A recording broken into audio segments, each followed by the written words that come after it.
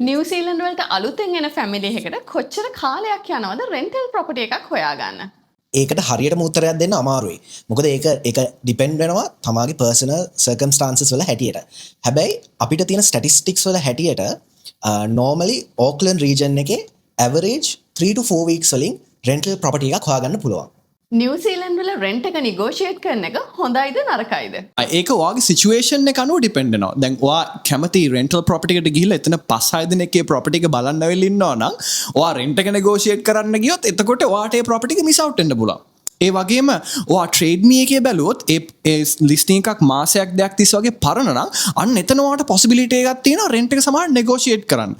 but at the end of the day ඒක edition එක තනිකරම තියෙන්නේ ලෑන්ඩ්ලෝඩ්ගේ අතේ. අද අපි ගොඩක් දේවල් කතා කරා මගේ මස්සිනාලා දෙන්නත් එක්ක. ඉතින් ඕගොල්ලන්ට තවත් ප්‍රශ්න තියෙනවා නම් කමෙන්ට් එකක් එවන්න, කෝල් එකක් දෙන්න, නැත්නම් මැසේජ් එකක් විදිහට එවන්න. අපි ඒව රවුන්ඩ් 2 එකේදී කතා කරන්න.